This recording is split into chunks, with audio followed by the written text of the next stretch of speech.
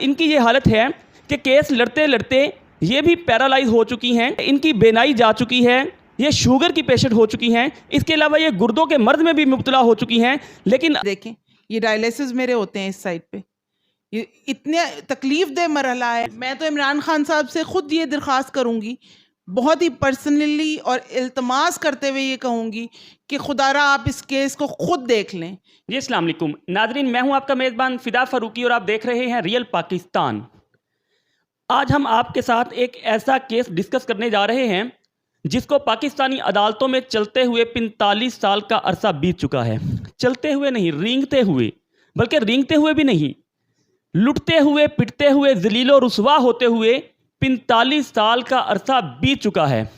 और इस 45 साल में 100 से ज़्यादा वकालात चेंज हो चुके हैं और 25-30 से ज़्यादा जजिज हजरात चेंज हो चुके हैं। हमारे साथ आयशा अमीन साहिबा मौजूद हैं। इनकी माजी ने केस दायर किया था।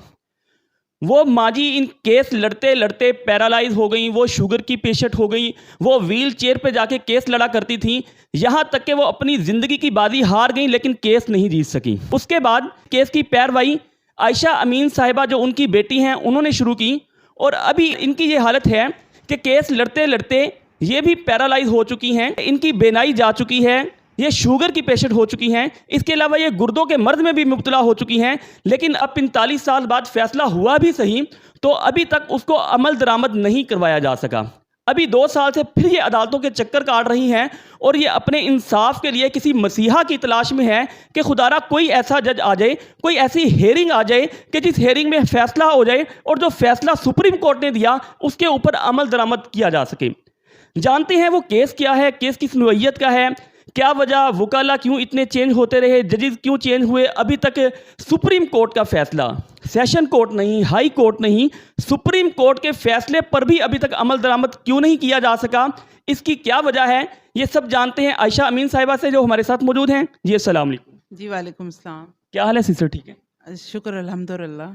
सिस्टर, बताएंगे असल केस है क्या, किस नौइयत का केस है, असल कहानी क्या है आपकी? कहानी ये है कि जी ये मेरे नाना की जायदाद थी। नाना के फौत होने के बाद मेरे मामू ने इसके ऊपर कब्ज़ा किया। उसके बाद जब मेरी वालदा ने अपने हक़ की डिमांड की तो उन्होंने इस बात से इनकार कर दिया कि ये मेरी बहनें भी हैं या मेरा कोई भाई भी है। ठीक है, उसके बाद मेरी बड़ी खाला के साथ मिल के मेरी मदर ने ये केस दायर किया। ठीक है, उसके बाद वो केस लड़ती रहीं। इस दौरान जब मेरे वालिद साहब की डेथ हुई तो उनको ज़्यादा टेंशन हुई इस चीज़ की कि अब तो हमारे पास यहाँ पे सोर्स ऑफ इनकम ख़त्म हो गया है, अब मैं परेशान हूँ या जो कुछ भी है। इसके बावजूद भी मेरे जो मामू थे उनको दिल में ज़रा सा भी तरस नहीं आया कि मेरी माँ इस कंडीशन में है, बेवा हो चुकी हुई हैं वो, लेकिन फिर भी इनको कोई किसी किस्म का तरस नहीं आया कि वो अदालतों में जा रही हैं और चक्कर लगा रही हैं और अपने केस को लड़ रही हैं। इसी दौरान मेरी वालदा ने टेंशन ले के इतनी ज़्यादा टेंशन ली क्योंकि मेरे वालिद साहब की डेथ काफ़ी अर्ली एज में हो गई थी और हम लोग काफ़ी छोटे थे उस टाइम। मेरा भाई अभी इस काबिल नहीं था कि वो कुछ कमा सके या कुछ कर सके, बिल्कुल छोटे से थे, हम पढ़ रहे थे अभी, छोटी-छोटी उम्रों के।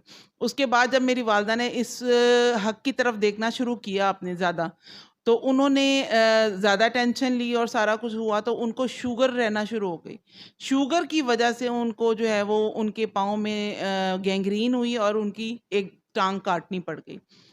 इसी दौरान ही वो व्हील चेयर पे अदालतों के चक्कर काटती रहीं। चक्कर काटते हुए ही उनकी दूसरी टाँग में भी वो इन्फेक्शन हुई और उनकी दूसरी टाँग भी ज़ाया होने के करीब थी बिल्कुल। यानी कि काफ़ी ज़्यादा उनकी तबीयत ख़राब रहना शुरू हो गई, लेकिन वो फिर भी उस हालत में भी व्हीलचेयर में मेरे मामू और मेरा भाई जो था वो उनको लेकर जाते थे। ठीक है, उसके बाद उनकी डेथ हो गई। डेथ के बाद जो था हम लोगों ने आगे तकरीबन साल 1.5 साल के बाद इस केस को परस्यू किया क्योंकि उसी डेथ से के बाद मेरे 2 जो खालाएँ थीं उनको और एक मामू, उनको हिस्सा दे दिया था मेरे मामू ने। ठीक है, उनको उनके हक का हिस्सा दे दिया था। 3-3.5 करोड़ की प्रॉपर्टी है इस लिहाज से कि 15 मरले ज़मीन गार्डन टाउन में है हमारी और एक ब्राथस रोड पे शॉप है जो कि रामगली में है और उसका 1/8 हिस्सा बनता है। तो ये कुल मिला के जो है वो 3-3.5 करोड़ की प्रॉपर्टी हमारी बनती है। हमें इसलिए नहीं मिला था क्योंकि हमारी वालदा की डेथ हो चुकी हुई है। ऑलरेडी हमारे कानून इस काबिल ही नहीं है कि वो किसी चीज़ का फैसला दे सकें। ठीक है, तो जहाँ पे मुद्दई मर चुका हुआ हो, आगे से उनके जो है वो वारिसीन हो, तो उनको कितनी मुश्किलात का सामना करना पड़ेगा ये हमसे बेहतर कोई नहीं जान सकता। ठीक है, ऑलरेडी मेरे मदर को केस लड़ते हुए इतना अरसा गुजर गया था कि अब जब वो फौत हुई तो उसके 1.5 साल के बाद तकरीबन हमने इस केस को देखा। हम 4 बहन भाई हैं जी। हमने हम में से मैंने इस केस को परस्यू किया आगे। ठीक है, अब जो मर्जी हालात हों, ठीक है, जैसे मर्जी हालात हों, मैं इस्लामाबाद तक की अदालतों में गई हुई हूँ।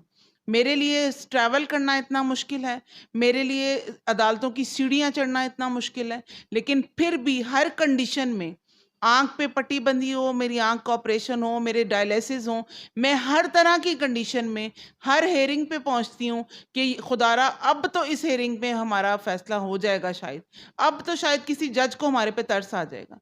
लेकिन यकीन माने कि अदालतों के चक्कर ऐसे काटने पड़ते हैं कि जैसे बस हम वहाँ जाते हैं और एक चक्कर लगा के हम वापस आ जाते हैं, कि हमारा कोई फैसला नहीं होता, हमें बस अगली तारीख दे दी जाती है। देखिए जी, ये तो कोई तरीका ना हुआ ना हमारी अदालती निज़ाम का। क्या अदालत तक का निज़ाम है ये कि हम ऐसे बंदे को, एक बंदा मर गया है, उसके हक का पैसा उनके वारिसीन को दिया ही नहीं जा रहा। ये क्या तरीका है कि एक सुप्रीम कोर्ट जो सबसे बड़ी अदालत है पाकिस्तान की, उसने ये फैसला कर दिया हुआ है, उसने ये फैसला लिख दिया हुआ है कि इनको इनके हक का पैसा दिया जाए। फिर किस चीज़ की ताख़ीर है? मुझे तो ये समझ नहीं आती कि जो इतनी बड़ी-बड़ी जज बैठे हुए हैं, इतनी तालीम हासिल करके, इतनी बड़ी-बड़ी सीटों पे बैठ गए हैं, उनको ये अक्लमत ही नहीं है कि वो किस चीज़ का फ़ैसला देना है और किस चीज़ का नहीं करना अमल दरामद। एक बात बताइएगा, ये केस इतना बड़ा नहीं था जो आप बता रही हैं। ये तो हक शरीयत भी आपको देती है, फिर जो पाकिस्तानी लॉ है वो ये हक आपको देता है। फिर क्या वजह ये केस ताख़ीर का शिकार क्यों हुआ इतना?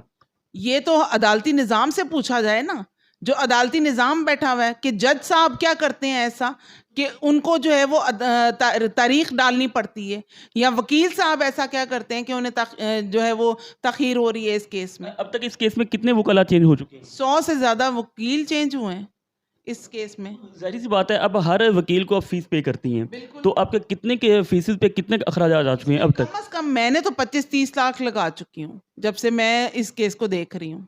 क्या वजह, वकील क्यों चेंज हो जाते हैं? 2003 में मेरी अम्मी की डेथ हुई थी। 2003 से लेके 2021 तक मेरा 20-25 लाख रुपए इस केस पे लग चुका हुआ है और अभी तक मुतवातर लगता जा रहा है। और जजेस कितने चेंज हो चुके हैं? तकरीबन 30 के करीब या 25-30 के करीब हुए होंगे चेंज। जब एक वकील आपसे एक फ़ीस ले लेता है, उसके बाद वो चेंज कैसे होता है? उसमें यही होता है कि वो उन्होंने पैसे खा लिए होते हैं, या तो वो डेट पे नहीं पहुंचता, या वो कहता है कि जी ये केस मेरे बस का नहीं है, इस तरह से कह के वो मना कर देते हैं। लेकिन एक जो हमारा केस जिन्होंने विन करवाया है, उनकी मैं बहुत तारीफ़ करूंगी, जो बहुत मशहूर भी हैं, मुस्तफ़ा रमदे साहब, वो बहुत शुक्रगुजार हूँ मैं इनकी। और एक काजी फ़ाइज़ ईसा की मैं बहुत शुक्रगुज़ार हूँ कि उन्होंने सुप्रीम कोर्ट के तहत हमारा ये केस लड़ा, मुस्तफ़ा रमदे ने, और फ़ैसला दिया ईसा साहब ने। ठीक है, इनकी मैं बहुत शुक्रगुज़ार हूँ कि इन्होंने 45 साल के बाद एक बहुत अच्छा डिसीजन हमें करवाया। ये वो वाहिद वकील थे और वाहिद जज थे जिन्होंने हमारी सुनवाई की। ये बड़े अफसोस से कहना पड़ रहा है, बहुत बड़ा अलमिया है कि 45 साल बाद एक केस का फैसला हो रहा है, लेकिन उस फैसले का क्या फ़ायदा कि जब उस फैसले पर 45 साल बाद भी अमल दरामद नहीं हो पा रहा। मुझे यही तो समझ नहीं आ रहा कि उसमें तो अमल दरामद सिर्फ एक ओके का बटन दबाना है और सारा कुछ हो जाना है, लेकिन वो ओके का बटन कौन दबाएगा? अब यही तो बात है। जज साहब के पास जाएं, एक जज साहब की मैं आपको बात बताऊं कि एक जज साहब ने पक्का मुझसे वादा कर लिया कि जी नेक्स्ट हियरिंग पे आपके साथ बैलेफ भेज दिया जाएगा, आपका काम हो जाएगा। जब मैं नेक्स्ट हियरिंग पे मुश्किल से पहुंची हूँ वहां पे जी पता चला कि जी वो जज साहब ही चेंज हो गए, वो फ्लोर ही चेंज हो गया हमारा, उसकी फाइल ही गुम गई हुई है। हमारी केस की जो फाइल थी उसको ढूंढने में तकरीबन 1.5-2 घंटे। मुझ जैसी मरीज़ा बंदा, आप खुद बताएं, मुझ जैसी मरीज़ा बंदा किस तरह से ढूंढेगी ये फाइल? जाके कितने फ्लोर पे चढ़ूंगी मैं? आप खुद बताएं। व्हील चेयर के ऊपर मैं होती हूँ, हस्बैंड मेरे साथ होते हैं। आप बताएं, वो मुझे संभालेंगे, अदालतों के रश को संभालेंगे, मुझे संभालेंगे, या वो फाइलें ढूंढेंगे? ये कितनी बड़ी ज्यादती है अदालत की हमारे साथ। सुना इसी केस को लिए हुए आप पेशेंट हो गई हैं, आपकी बीनाई भी ख़त्म हो चुकी है इस वक्त, और आप गुर्दे के मर्ज़ में भी मुब्तला हैं, शुगर की मरीज़ भी हो चुकी हैं इसी केसेस की टेंशन में और चक्कर लगा लगा कर। हाँ जी, बिल्कुल, आप ये देख सकते हैं, ये मेरी बाजू, इधर डायलिसिस मेरे होते हैं, ये देखें, ये डायलिसिस मेरे होते हैं इस साइड पे। ये इतने तकलीफ़देह मरहला है, इस तकलीफ़देह मरहले के बावजूद कितनी दफ़ा यहाँ पट्टी बंधी हुई होती है मेरे बाजू पे, और जज साहब के पास मैं जाती हूँ, वो स्पेशली जो है वो इस बात पे गुस्सा भी करते हैं कि आप इस हालत में क्यों आई हैं? तो हम क्यों ना जाएँ, आप खुद बताएँ? हम क्यों ना जाएँ? हम अपने हक़ का फ़ैसला क्यों ना लें उनसे? उन लोगों को तो ये चीज़ की एहसास ही नहीं होता, बेहिस लोग हो चुके हैं ये लोग। कानून हमारा बिल्कुल बेहिस है, किसी को कोई एहसास नहीं है। इस केस की करंट सिचुएशन बताइएगा। पे 2 साल हो गए फैसला हुए को, और अभी केस कौन सी कोर्ट में चल रहा है? एलडीए की अदालत में केस चल रहा है। मैं आपको बता रही हूँ कि सुप्रीम कोर्ट ने प्रॉपर तरीके से इसका फैसला दे चुके हैं वो, ठीक है, लेकिन इसके ऊपर सिर्फ ओके करना है उन्होंने, और वो ओके ही नहीं किया जा रहा। सिर्फ वो बार बार कहते हैं कि जी जज चेंज हुआ है, अब जज साहब दोबारा से सारा केस पढ़ेंगे और फिर आपको बताएंगे। बिलीव मी कि इस को 600 सफ़ों की किताब बना के सुप्रीम कोर्ट में रजिस्टर्ड बुक करार दे दिया गया है। रजिस्टर्ड बुक मीन्स कि वहाँ पर जाके कोई भी बंदा इसको पढ़ सकता है। इट्स मीन कि हमारे हक में फैसला हुआ है, तो ही हमारे मतलब ये इन्होंने इतना बड़ा डिसीजन ये लिया कि इसको किताब बनाएंगे, और उस हक के फैसले को भी अमल दरामद नहीं किया जा रहा। बिलीव करें, आपके जज इतने पढ़े लिखे होते हैं, उनको ये सिखाया जाता है। नाज़रीन, कितने अलमिया की बात है कि 45 साल से एक केस पर तारीख पे तारीख, तारीख पे तारीख, तारीख पे तारीख, और उसके बाद अगर 45 साल बाद उसका फैसला हुआ और 2 साल हो गए, 2 साल से फिर वही रूटीन, तारीख पे तारीख, तारीख पे तारीख। यहाँ इंसानों की जानें निकल जाती हैं, यहाँ इंसान अपनी ज़िंदगियाँ हार जाते हैं, लेकिन इंसाफ की फराहमी यहाँ मुयस्सर नहीं आती। आप क्या समझती हैं, कौन आपको इंसाफ देगा? कहाँ से इंसाफ की फराहमी मुमकिन हो पाएगी? क्या कहती हैं आप इस हवाले से? मैं तो इमरान खान साहब से खुद ये दरख्वास्त करूँगी, बहुत ही पर्सनली और इल्तमास करते हुए ये कहूँगी कि खुदारा आप इस केस को खुद देख लें, क्योंकि आप जैसा बंदा इस मुल्क को अगर चला सकता है ना, तो आप मेरे केस को भी सही तरीके से हक मुझे दिलवा सकते हैं। आप इमरान खान से प्लीज़ मेरी ये रिक्वेस्ट करवा दें कि वो मुझे आकर ये इस केस को खुद देखें और इस केस को हल करें। वही बात है कि हमारी जो बेग बरादरान थे, उन्होंने सुप्रीम कोर्ट में खड़े होकर हमें ये धमकी दी थी कि अगले 15 साल और सही, अब आपको लटकाएंगे हम। वही हो रहा है, आप देखें कि वही सेम सिचुएशन हो रही है। इट्स मीन कि बेग बरादरान जो बेग इंडस्ट्री के मालिक हैं, जो हमारे मुखालिफ पार्टी हैं, वो उनके तहत ही चल रहे हैं जज और वकील। वो उन्हीं की बात मान रहे हैं, ना कि उनकी बात जो काजी ईसा साहब ने हमारे हक में फैसला दिया था, उनकी बात कोई नहीं मान रहा। बजाय इसके कि वो वाली बात माने जो सुप्रीम कोर्ट ने हमें फैसला दिया है, बजाय इसके वो बात मानने के वो जो धमकी दे के गया था हमें कोर्ट में हमारा कज़न, वो जनाब वो अभी तक चल रही है। 2 साल तो गुजर गए हैं, आगे आप देखें, अब हमारी अदालती निज़ाम की वजह से और कितने साल हमें धक्के खाने पड़ेंगे। बड़े अफसोस की बात है नाज़रीन, यहाँ इंसान लटक जाते हैं, यहाँ इंसान पैरालाइज हो जाते हैं, यहाँ इंसान नाबीना हो जाते हैं, यहाँ इंसान ज़िंदगी की बाजी हार जाते हैं, लेकिन पाकिस्तानी अदालतों से इंसाफ बाहर नहीं आता। हमारी वीडियो देखने वालों में हुकूमती ज़िम्मेदारान जो लोग देख रहे हैं, जो कानून बनाने वाले इदारे अगर हमारी वीडियो देख रहे हैं, इमरान खान से, वज़ीर आला उस्मान बुज़दार साहिब से दस्त बदस्ता अपील है, खुदारा मेरी इस बहन को इंसाफ दिया जाए। आप क्या चाहते हैं कि जिस तरह इनकी माजी ज़िंदगी की बाजी हार गई, क्या जब ये भी ज़िंदगी से चली जाएंगी, अपनी ज़िंदगी की बाजी हार जाएंगी और दुनिया से चली जाएंगी, तब इनको इंसाफ दिया जाएगा? इसी के साथ ही हमें इजाज़त दीजिए, इंशाल्लाह नेक्स्ट मिलते हैं एक न्यू वीडियो के साथ।